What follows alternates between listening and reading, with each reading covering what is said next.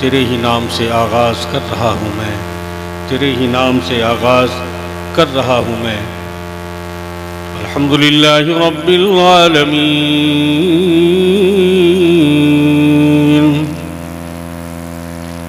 वल आक़िबतु लिल मुत्तक़ीन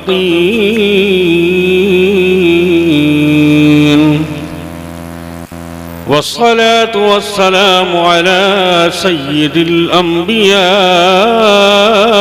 वल मुरसलीन व अला आलिहि व अस्हाबिहि व अज़वाजिहि व ज़ुर्रिय्यतिहि खुसूसन अला सय्यिदिना मदारिल आलमीन अजमईन।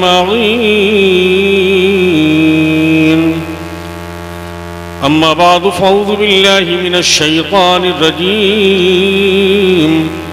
बिस्मिल्लाहिर रहमानिर रहीम।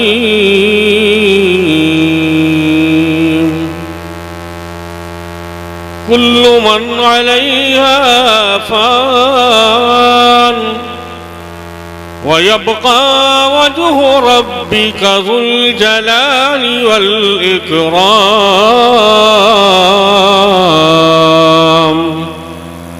सदक़ल्लाहु मौलानल अलियुल अज़ीम व बल्लग़ना रसूलुहुन नबियुल करीमुल अमीन व नहनु अला ज़ालिका लमिनश शाहिदीन वश्शाकिरीन वल्हम्दुलिल्लाहि रब्बिल आलमीन। ऐ खुदावंदा तू ज़ाते किबरिया के वास्ते रहम कर हम पर मोहम्मद मुस्तफ़ा के वास्ते। हैं फंसे हम सख्त नारिस बंद मेहनत में असीर, खोल दे मौला अलीउल मुर्तज़ा के वास्ते।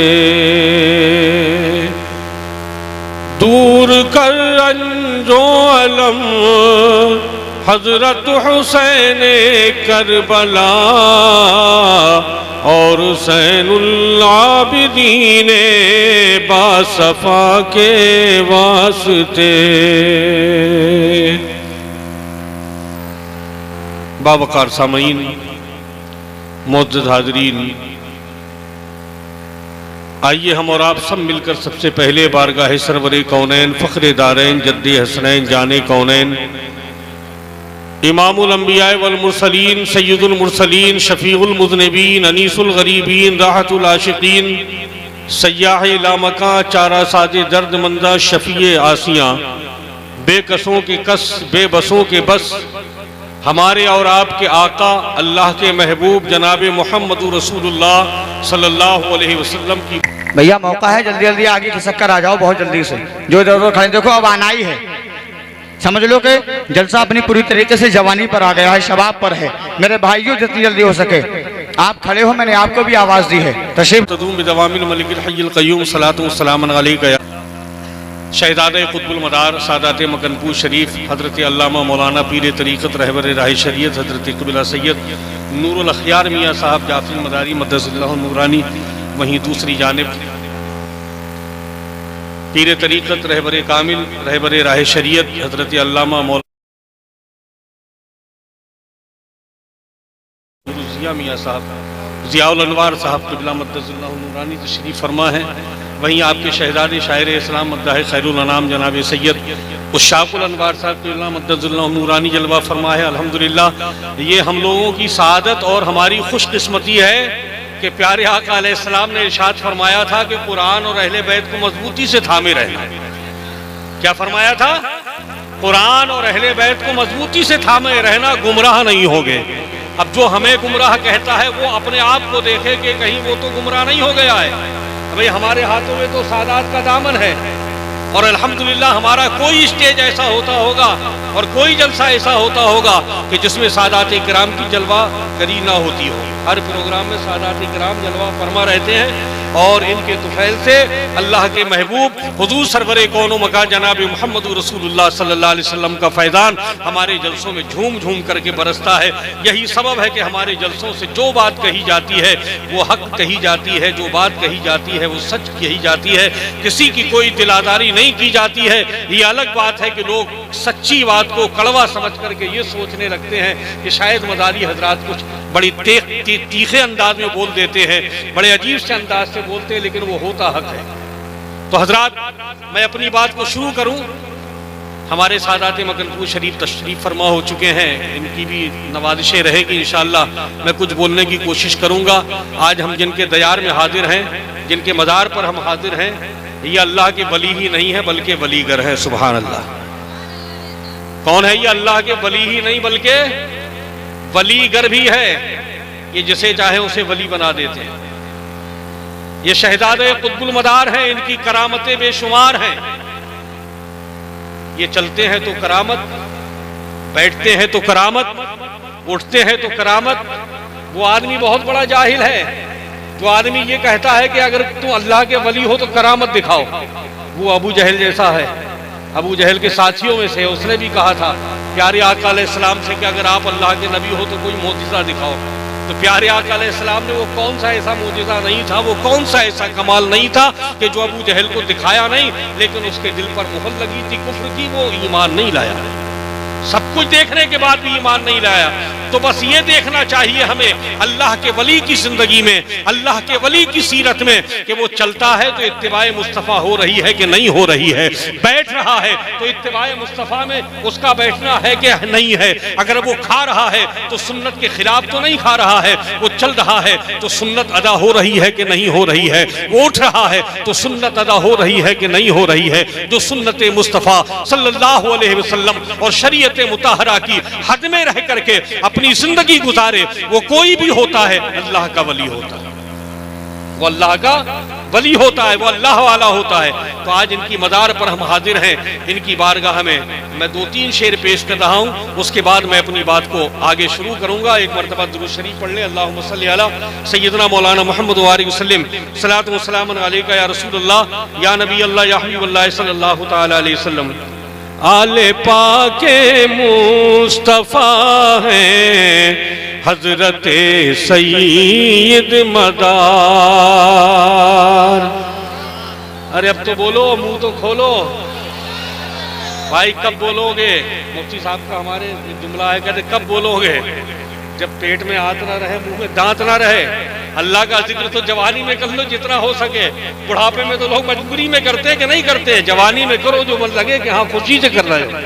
भाई बुढ़ापे में तो मजबूरी, अब कुछ नहीं हो पाता, चलो अल्लाह ही अल्लाह कर लो भाई।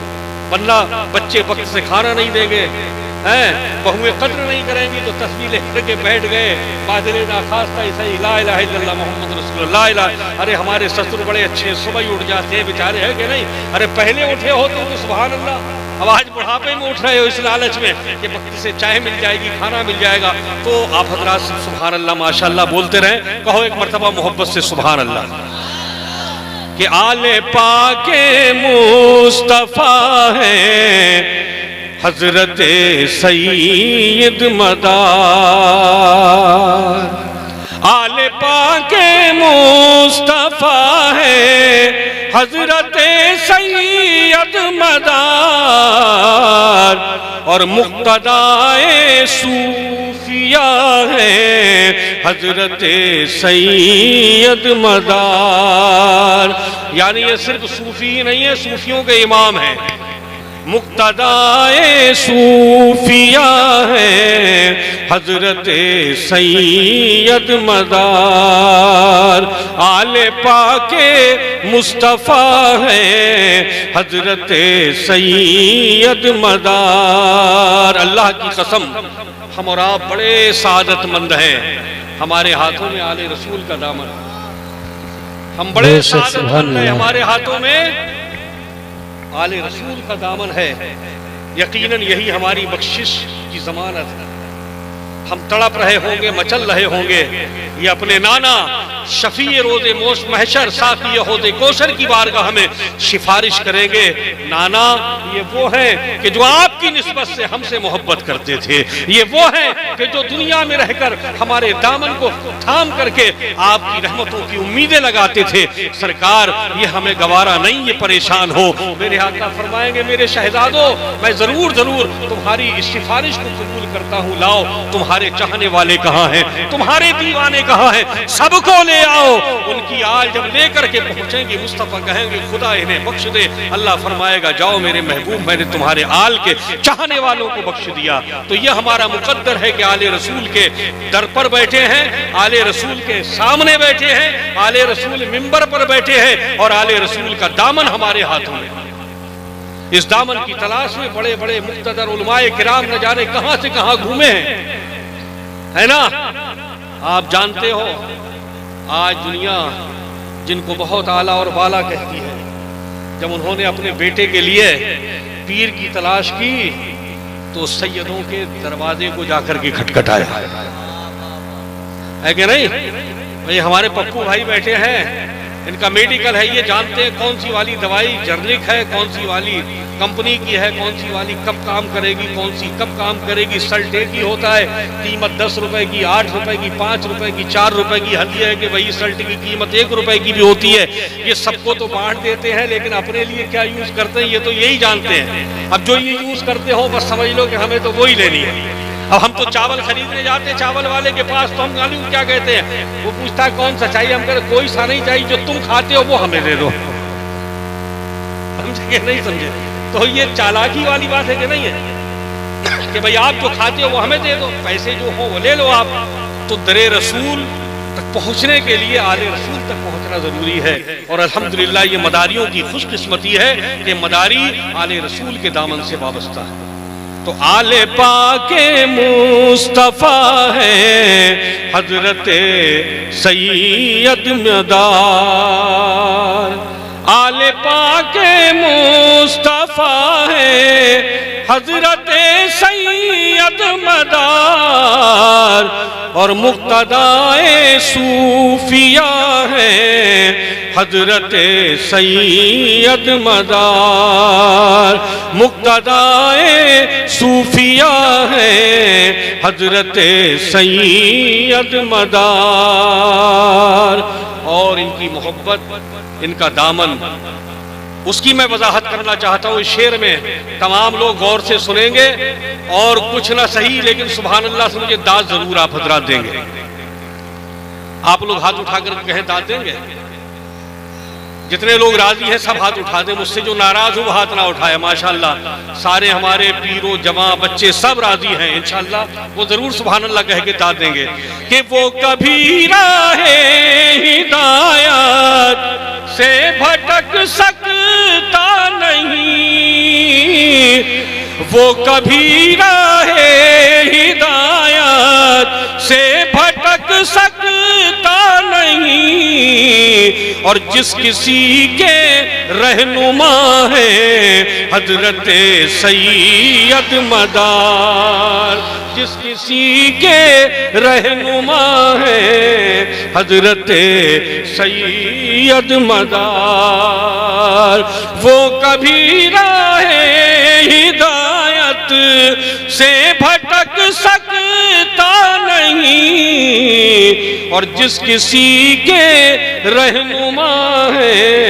हजरत सैयद मदार। मक्ते का शेर आखिरी शेर की शक्ल में मुलाहिजा फरमा ले कि मुस्तफा जाने दो आलम की अताओं से फरीद, मुस्तफा जाने दो आलम की अताओं से फरीद, इल्म हिकमत का दिया है हजरत सैयद मदार, इल्म हिकमत का दिया है हजरत सैयद मदार, आले पाके मुस्तफ़ा है हजरत सैयद मदार। दुरूद पाक पढ़ ले, अल्लाहुम्मा सल्ली अला सैयदना मौलाना मोहम्मद व आलिहि वसल्लम, सलातु व सलामुन अलैका या रसूलल्लाह या नबी अल्लाह या हबीबल्लाह सल्लल्लाहु तआला अलैहि वसल्लम। अल्लाह ताला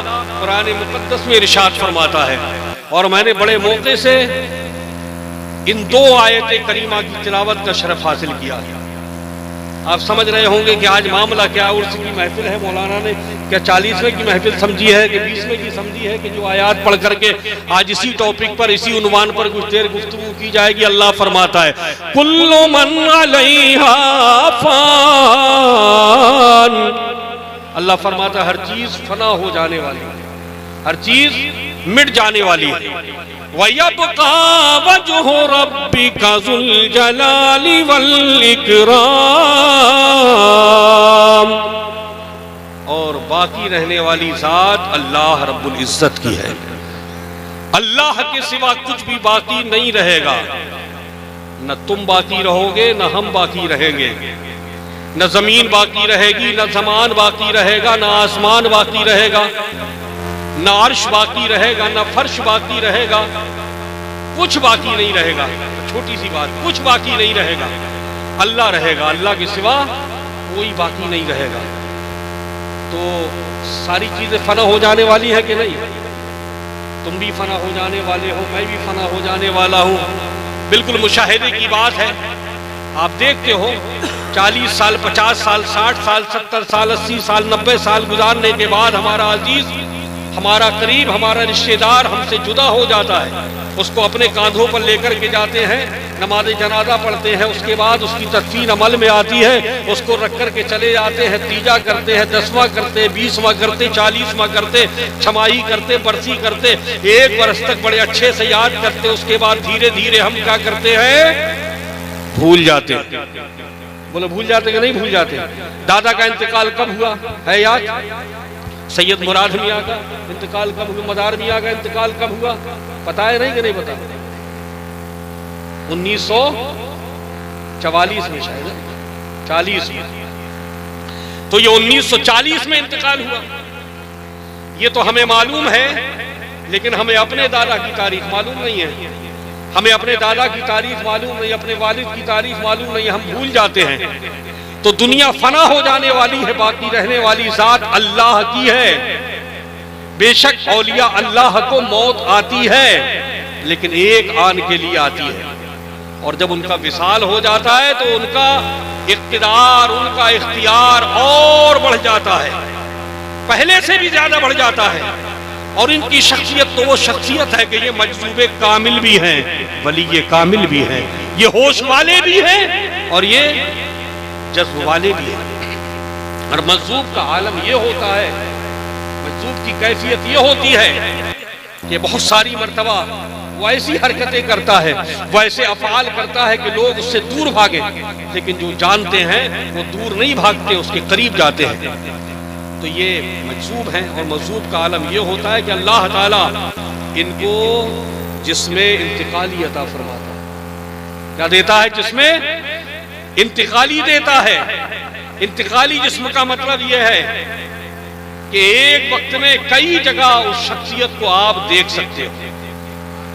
एक जिस्म है, लेकिन उस जिस्म को आप कई जगह पर देख सकते हो। जैसे हजरत सैयद मदार मियाँ अलैहि रहमतुल्लाह व रिज़वान, अल्लाह अकबर, जिसका आलम यह है कि लोगों ने उनको खमड़िया में देखा, उसी वक्त में लोगों ने किसी दूसरी जगह देखा, उसी वक्त में लोगों ने मस्जिद में देखा, उसी वक्त में लोगों ने किसी और दूसरी जगह पर देखा। एक ही वक्त में कई जगह नजर आने वाली अगर कोई शख्सियत होती है तो बेशक उसको मौत तो आती है, लेकिन कुछ आन के लिए आती है। मगर अल्लाह रब्बुल इज्जत अपनी राह में फना हो जाने वाले को, अपनी राह में अपनी जिंदगी को वक्फ कर देने वाले को ऐसी जिंदगी देता है कि उसको जिंदा जावेद बना देता है। एक जमाने तक वो जिंदा रहता है। अल्लाह अकबर। मेरे बुजुर्गों, दोस्तों, ये है हजरत सैयद मदार मियाँ अलैहि रहमतुल्लाह व रिज़वान कि जब चाहे तो बारिश हो जाए, जब चाहे तो बारिश रुक जाए। कोई है ऐसा? अभी बीच में बारिश नहीं हुई, कोई है ऐसा जो बारिश करवा देता? कितने लोगों ने कोशिश कर ली, तो समझ में आता है कि हम में कोई ऐसा आदमी नहीं जो अल्लाह वाला, जो अल्लाह का प्यारा हो, क्योंकि अल्लाह ताला अपने प्यारों की बातों को रद्द नहीं करता है। हम दावे जरूर करते हैं कि हम अल्लाह के महबूब हैं, हम अल्लाह के प्यारे हैं, लेकिन समझ में आता है कि अगर हमारी दुआ में असर नहीं है तो कहीं ना कहीं हमारे आमाल में कोई कमी है, हमारे अफाल में कोई कमी है। वरना हमारे वो मुसलमान जो कुरून औला के मुसलमान हैं, उनका आलम यह है कि वो रब से जो दुआएं करते हैं रब की बारगाह में कबूल हो जाती हैं। और आज का मुसलमान है कि अपनी पेशानी को रगड़ रगड़ के दुआ करता है, पेशानी घिस जाती है, जुबान घिस जाती है, लेकिन उसकी दुआ कबूल नहीं होती है। इसका सबसे बड़ा एक सबब और भी है। वो बड़ा सबब यह है कि हम गौर करें, हम ये गौर करें कि हमारी दुआ कबूल क्यों नहीं होती है। अल्लाह के हबीब सल्लल्लाहु अलैहि वसल्लम ने इरशाद फरमाया कि जो आदमी हराम के रिस्क का एक दाना खा लेता है, हराम का एक दाना किसी के पेट में पहुंच जाए तो 40 दिन तक उसकी दुआ कबूल नहीं होती है। अब इससे समझ लें आप कि हम क्या कर रहे हैं, क्या कौन से प्लेटफॉर्म पर हमारी जिंदगी जा रही है, हमारी दुआएं कबूल क्यों नहीं हो रही है। नमाजें भी पढ़ते हैं, रोजे भी रखते हैं, हज्जो ज़कात भी करते हैं, लेकिन उसके बावजूद भी हमारी दुआएं हैं कि रब की बारगाह में कबूल नहीं होती हैं। रोज़े मदार पर जाते हैं, गिलाफ पकड़ के दुआ करते हैं, तब भी कबूल नहीं होती है। खाने काबा का गिलाफ पकड़ के दुआ करते हैं, तब भी कबूल नहीं होती है। गुंबद खजरा के सामने खड़े होकर दुआएं करते हैं, तब भी कबूल नहीं होती है। ये सोचने का मकाम है, ये फिक्र करने का मकाम है। दुआएं कबूल ना होने का सबसे बड़ा सबब ये है कि हमारे दिल में चोर बैठा है, हम साफ नहीं है, हम नेक नहीं बन पाए हैं। अगर रोज़े रसूल पर जाते हैं तब भी कहीं ना कहीं कोई हमारे अंदर दिखावा होता है, रोज़े मदार पर जाते हैं तब भी कहीं ना कहीं कोई दिखावा होता है। खुदा की कसम, वरना ये तो वो मकामाते मुकद्दसा हैं कि इनकी बारगाह में जा करके इनके वसीले से अगर किसी अदना ने दुआ मांगी है तो आला बन गया है, अगर किसी जाहिल ने दुआ मांगी है तो वो आलिम बन गया है, अगर किसी दुर्वेश ने दुआ मांगी है तो वो तवंगर बन गया है। इनकी बारगाह में जो भी आया है कभी मायूस होकर के वापस नहीं आया है। बस समझ में ये आता है कि वो लोग थे कि जो हलाल रोजी कमाते थे, हलाल खाते थे। आज हम अपनी रोजी में और अपनी इस दुनियावी जिंदगी को मजेदार बनाने में ये नहीं सोचते हैं कि हलाल क्या है, हराम क्या है। अल्लाह के सिवा कुछ बाकी नहीं रहेगा, बाकी रहेगा तो अल्लाह बाकी रहेगा। इस फानी जिंदगी पर आप गुरूर क्यों करते हो? यही पैगाम तो सरकार कुतुबुल मदार ने हमें दिया है, यही पैगाम तो हुजूर सैयद मदार मियां रहमतुल्लाह व रिज़वान ने हमें दिया है कि अपनी जिंदगी को रब की रजा के लिए कुर्बान कर दो। अगर यहाँ तुमने कुर्बान कर दिया तो मरने के बाद अल्लाह की बारगाह में तुम्हारे लिए नजात ही नजात है, फलाह ही फलाह है। मेरे बुजुर्गों, मेरे दोस्तों, अल्लाह का वली बनता है तकवे से। मेयारे विलायत तकवा है, मेयारे विलायत परहेजगारी है।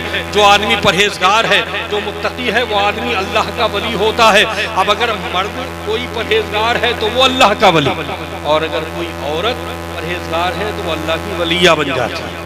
ऐसा नहीं है कि मर्द ही अल्लाह के वली होते हैं, वलिया नहीं होती है, औरतें वलिया नहीं होती है। बेशक बहुत सारी ऐसी गुजरी हैं कि जिनकी मिसाल एक अपने आप है, बहुत सारी है, बहुत सारी उनमें एक अजीम ऐसी भी है कि एक घर है, एक घर में एक बच्ची की विलादत का वक्त करीब आता है, एक बेटी की विलादत का, बल्कि यूं कहो कि एक बच्चे की विलादत का वक्त करीब आता है। एक घर है, उस घर में जिनके यहाँ बच्चा पैदा होने वाला है, तो वो औरत अपने शौहर से कहती है कि हमारे घर में जलाने के लिए तेल नहीं कि चिराग भी रोशन हो सके, अंधेरा है, जाओ पड़ोसी के घर में चले जाओ, पड़ोसी से कहना कि कुछ तेल हमें उधार दे दो, कल हमें तुम्हें दे देंगे। हमारे घर ऐसा ऐसा आलम है, बच्चे की विलादत होने वाली है। अल्लाह अकबर।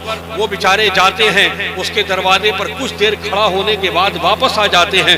उनकी गैरत को गवारा नहीं हुआ कि रात में अपने पड़ोसी को खटखटा करके मैं उठाऊं और उससे मैं चिराग के वास्ते तेल उधार मांगूं पड़ोसी से।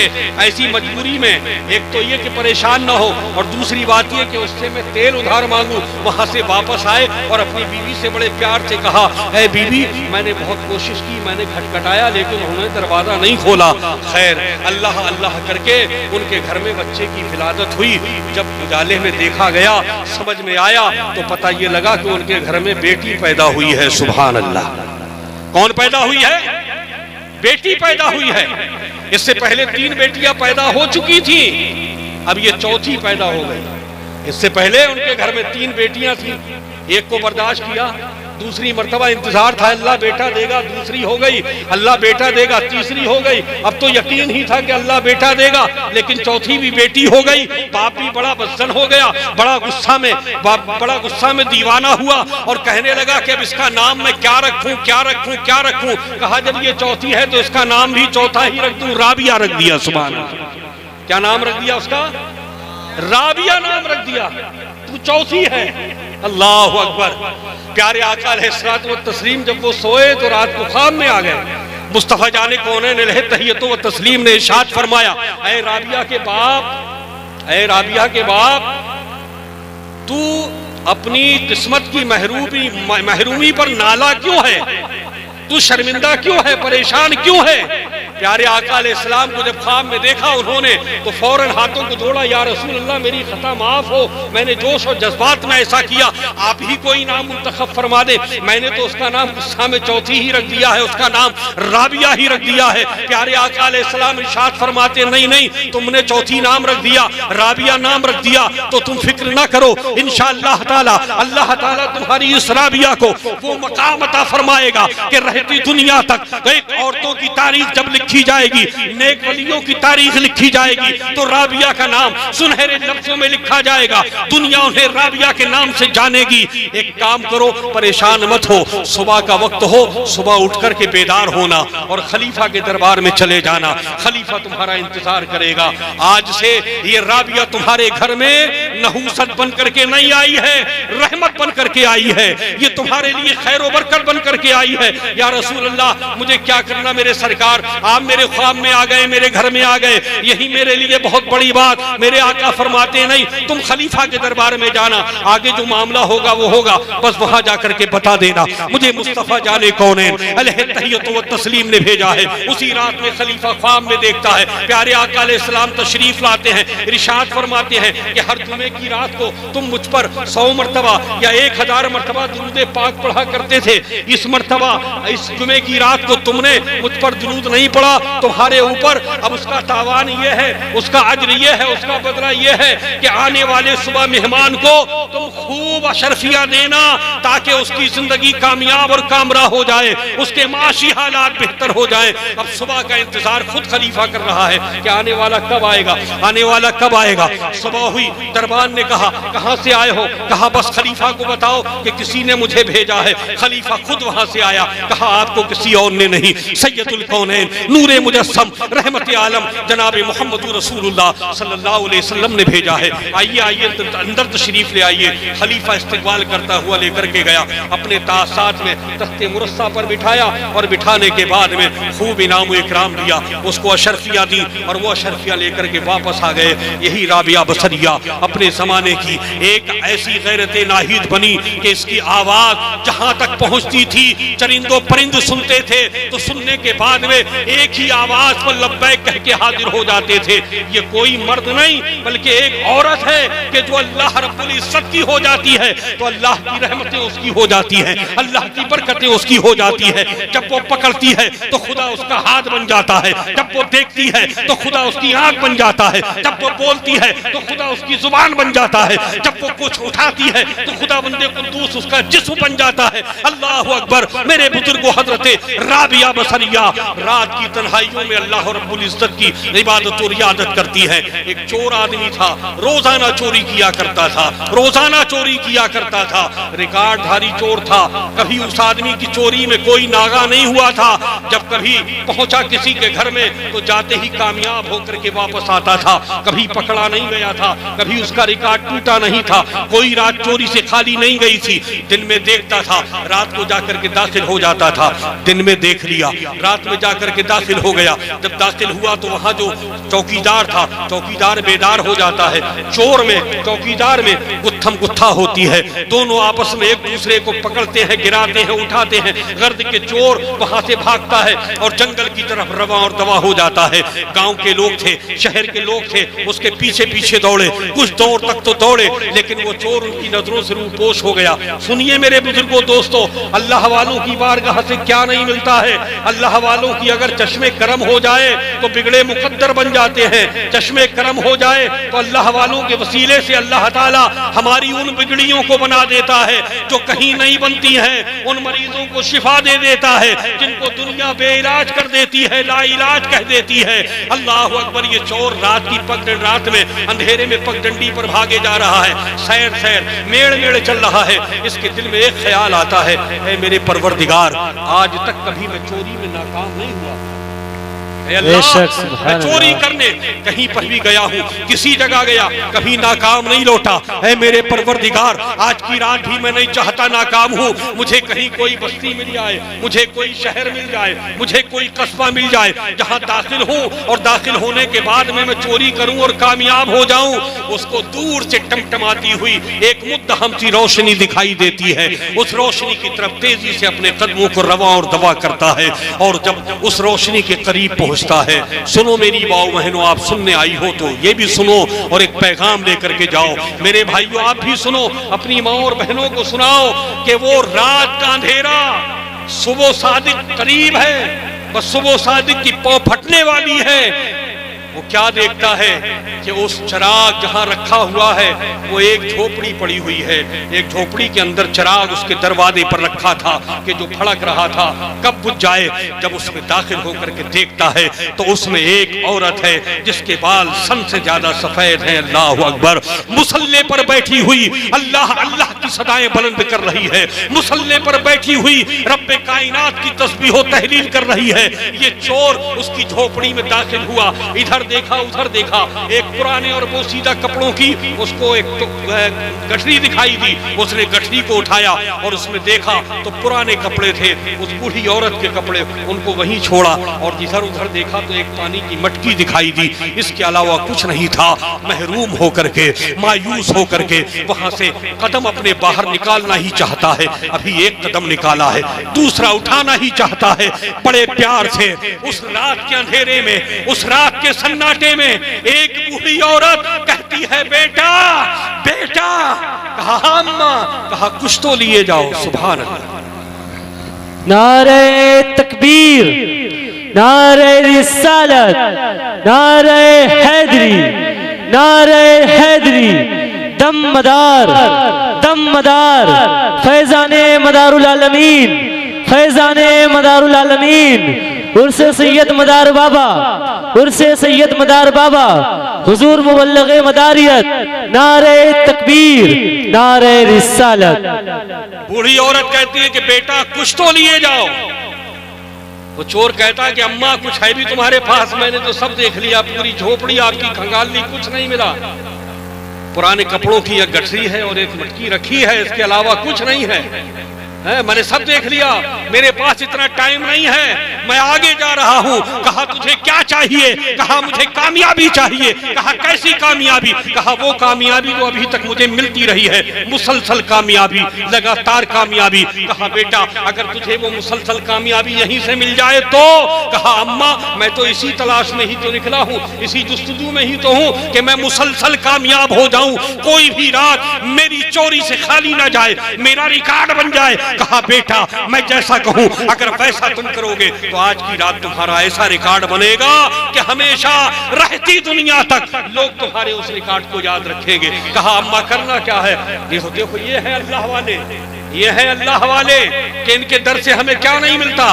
फरमाती है कि बेटा तुम ऐसा करो कामयाब हो जाओगे, लेकिन तुम्हें ये करना है। कहा क्या करना है? कहा करना ये है, ये मटकी रखी हुई है ना, इस मटकी से वुजू बना लो।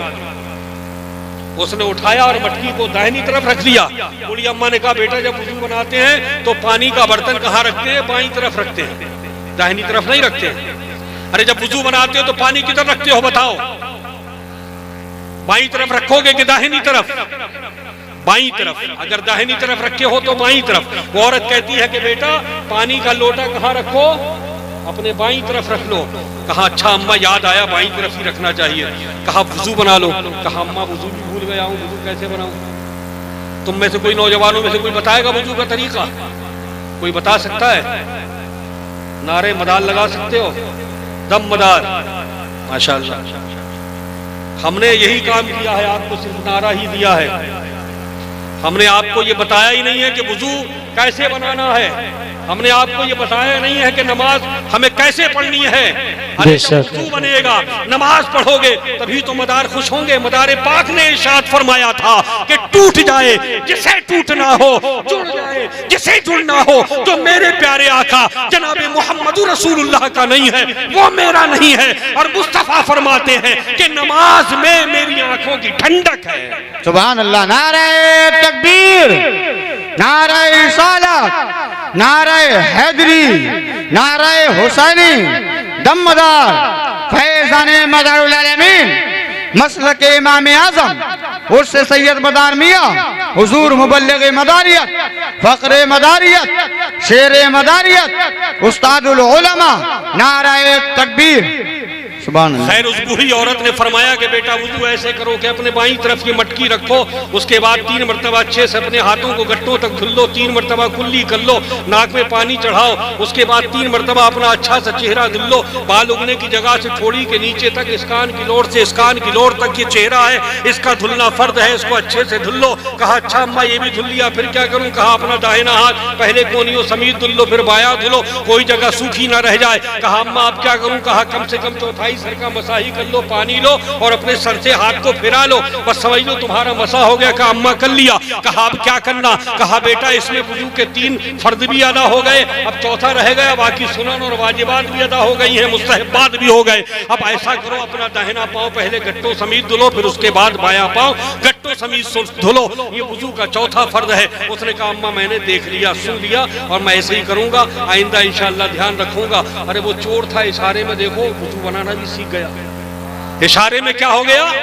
वो भूल गया था वुजू बनाना। बूढ़ी अम्मा ने कहा वुजू बनाना भी सीख गया। देखो मेरे अजीजों दोस्तों, बुरा मत मानना, बुरा मत मानना। बगैर वुजू के तुम लाख रात भर नमाज पढ़ो, तुम्हारी नमाज कबूल नहीं हो सकती है। क्यों? इसलिए कि वुजू नमाज की कुंजी है। वुजू नमाज की, अरे यहाँ उर्स में आए हो तो कुछ ले जाओ। वुजू क्या है? नमाज की कुंजी है। और जब तक कुंजी नहीं लगेगी, चाबी नहीं लगेगी तो नमाज कैसे खुलेगी, नमाज कैसे होगी? इसलिए वुजू ठीक से बनाओ। और वुजू से पहले है गुस्ल, गुस्ल भी ठीक से कर लो। गुस्ल के बारे में मैं तो नहीं समझता हूं कि कमा हक कहूं हमारे भाई, हमारी बहनें, हमारे अजीज गुस्ल कर पाते होंगे। ये महफिल है, इस महफिल में इंशाअल्लाह ताला बहुत सारी तकरीरें हुई हैं और तकरीरें होंगी भी। और हमारा तो मामला ये है कि अब जो भला हो सके सो भला हो जाए। बाकी तो ये हमारे मुक़र्रिरीन हजरात हैं, इंशाअल्लाह ये सब निपटाते रहेंगे। तो गुस्ल बहुत जरूरी चीज है और सब करते हैं। करते कि नहीं करते सब लोग गुस्ल?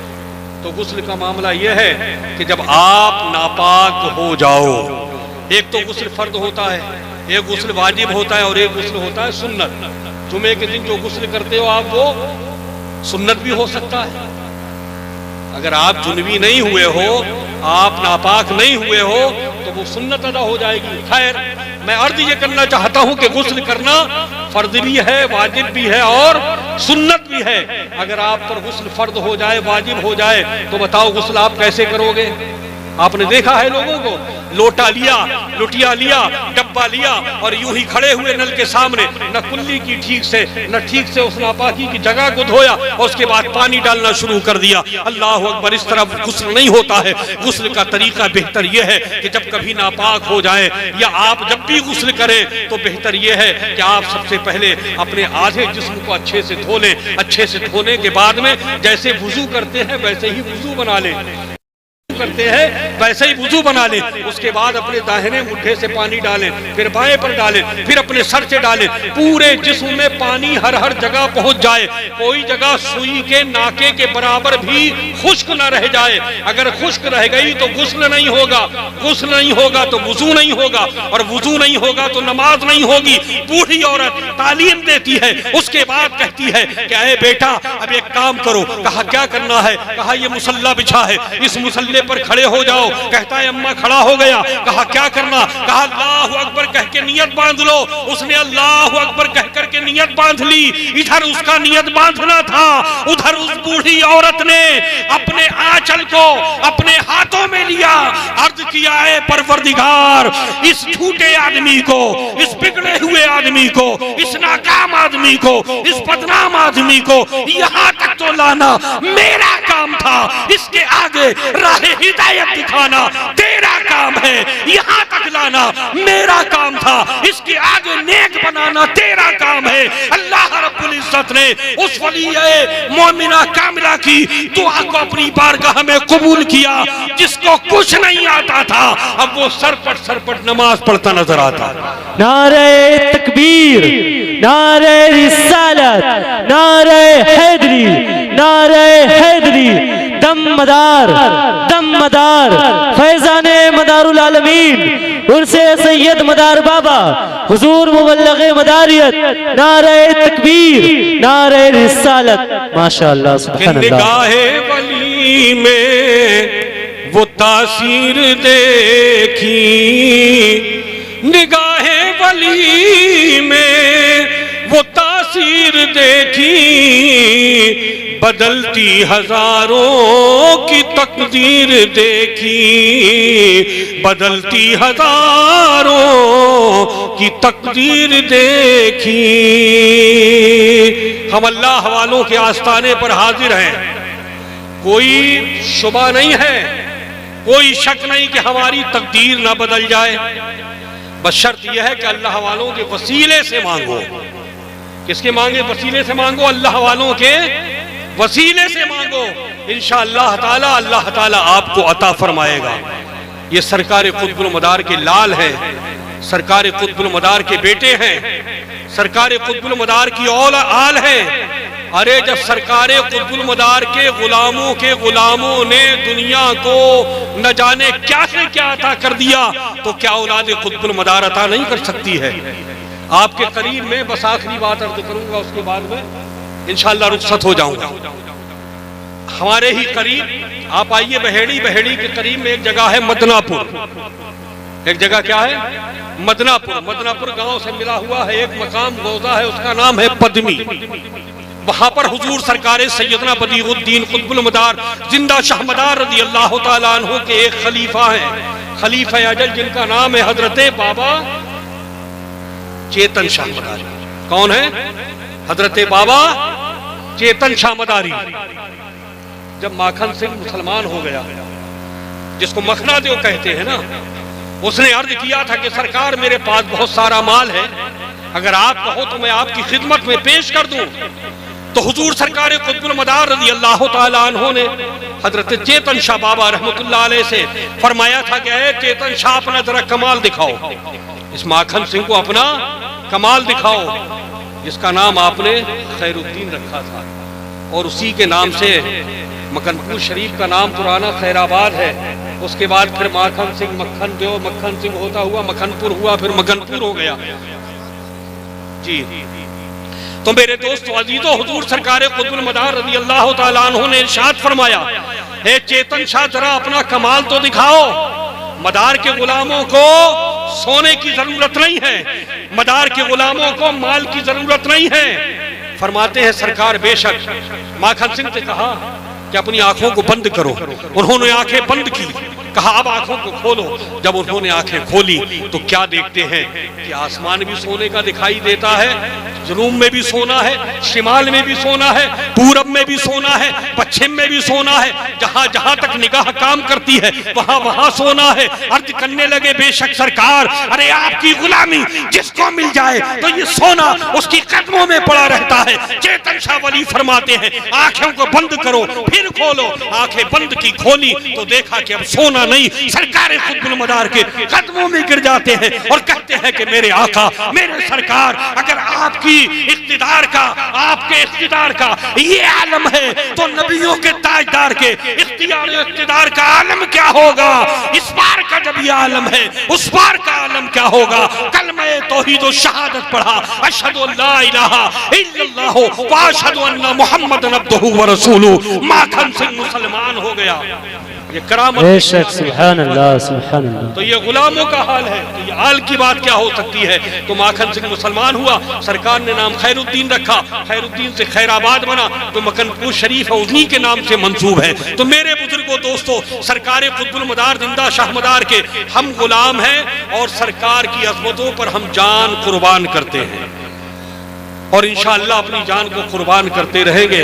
और इतना बहुत सारा वक्त नहीं है कि मैं अपनी बात को और आगे बढ़ाऊं, बस इसी पर मैं इक्तिफा करता हूं। मेरे कहने में, मेरे सुनने में कोई लग़ज़िश हुई हो, मेरे आपके सुनने में कोई लग़ज़िश हुई हो तो अल्लाह ताला माफ़ फरमाए।